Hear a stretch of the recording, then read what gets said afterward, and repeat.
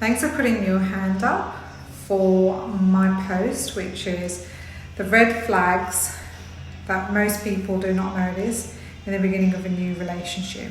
Now, red flags don't necessarily mean it's a good person or a bad person. It just means that you may not be compatible. And it also doesn't mean you're going to run. It means that you might just have to work on things. Now, the big ones that we're not going to cover today are things like physical abuse, emotional and verbal abuse, extreme jealousy, very controlling behavior, isolating you from friends and family, lying, gaslighting, going from 0 to 100 with anger and flipping out, and cheating. That sort of stuff we're not going to cover today, because these things are flags that I'm hoping you would notice in a really obvious way. Okay, and the things that we're going to actually talk about are things that kind of sneak in there that you may not actually be sure of initially, or you may not actually see, right, that they're doing. So one of the things could be that you're not really in each other's lives, okay? So you're not meeting their friends, their families, they're not introducing you to people, and you're kind of in a relationship bubble where when you spend time together, you're together, but nobody else is around, and it's like they don't really want to introduce you to anyone else, and actually you're not introducing them and they're not part of your life, okay? Another one is love bombing. Now, I know we've heard this term, but if someone declares to you really early, oh, you're the answer to my prayers, there's a lot of pressure, right? I've been dreaming of you, I've been praying for you, or, giving you lots of money to start up a new business venture, or helping you with expenses without you, asking, or offering over the top gifts, because that can be a really manipulative way when they're financing your life and expenses. What can also happen is later they can actually throw you off the pedestal that they've got you on, and if they don't feel like you're reciprocating in the way they want, you can also become, on one hand the receiver of all this attention, but on the other hand they can start devaluing you and degrading you as well, right? And this is when someone's coming on too strong in the first place, our intuition is telling us that something's not right, okay? And then sometimes these people also just leave a relationship, and the person who's been love bombed just is confused and heartbroken and just wondering, what happened.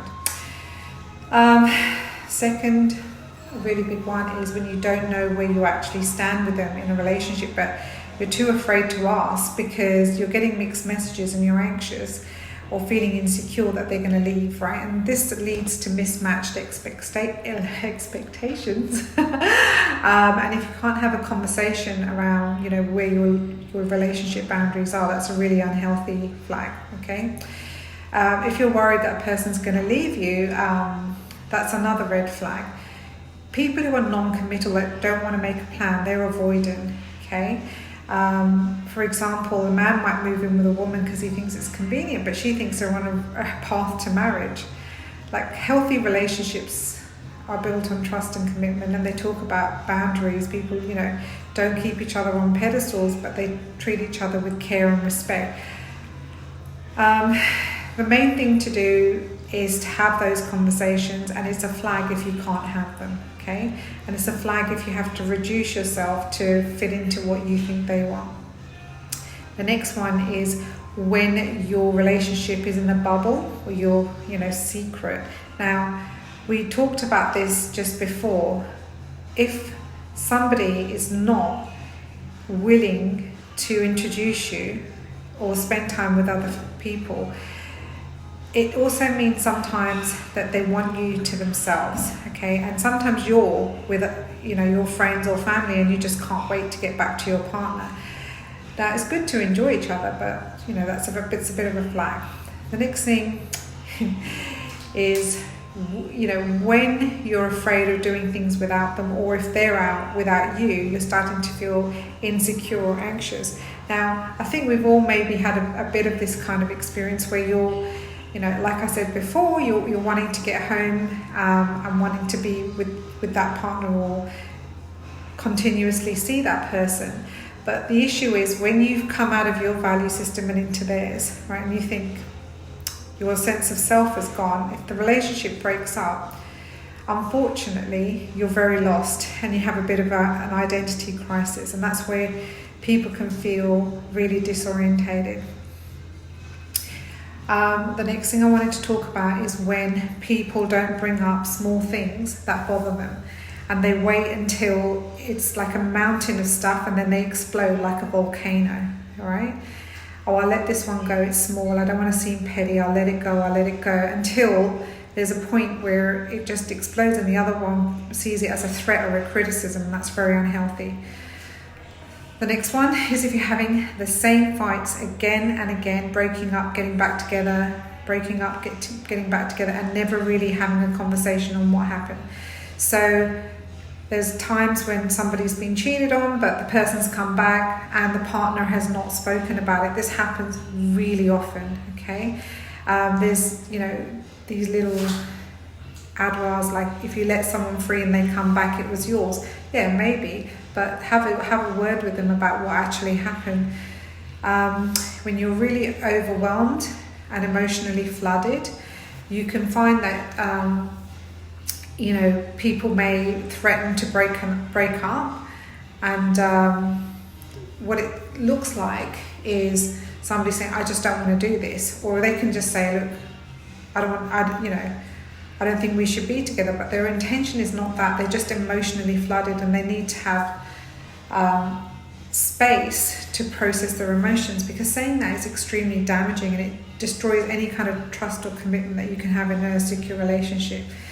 So you must be committed to having these proper repair conversations, okay? Cool down, take the time, but definitely have the conversation. And this is a lot of the work I do with my clients because they're not willing to do it.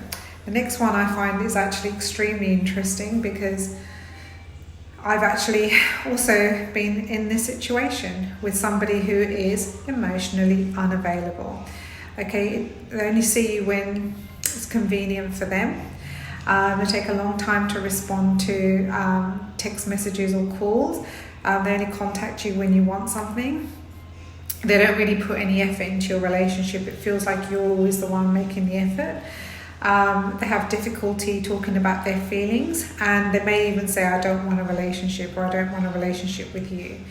So if you talk to them about it, you may hear things like, I don't want you, or I don't have time for you, or I prefer not to open up to you, or I can't prioritize you at the moment. There's other things going on. You need to hear them loud and clear. They're telling you that they don't want a relationship with you, okay? Generally, men don't lie outright. And I know this does happen with women too, but generally men don't lie outright, but they may let you believe what's convenient for you, okay? And they might give you little clues as well. So pay attention. If someone says, I'm an asshole, then maybe they are, okay? People tend to show you their true colours, okay? So don't ignore it. You've got the information there. You really haven't got anyone else to blame if you're not paying attention. So what people, men and women, do is they ignore the signs and they say, oh, he or she's just going to fall in love with me if I'm so nice and I'm selfless and I do everything for them, and then they're going to fall in love and we're going to,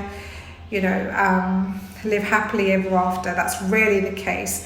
A slight consolation, I guess, is these people have been like this before. They're driven by perfectionism and procrastination. So they're looking for this elusive, perfect person before they decide to settle down. And it's good to have standards, but it could be that, they just have impossibly high standards for themselves and for others. And they tell themselves that, when I've got this, or after I've got a job, or after I've bought my house, or after I've finished my degree, or once I've lost 15 kilos, will be the right time.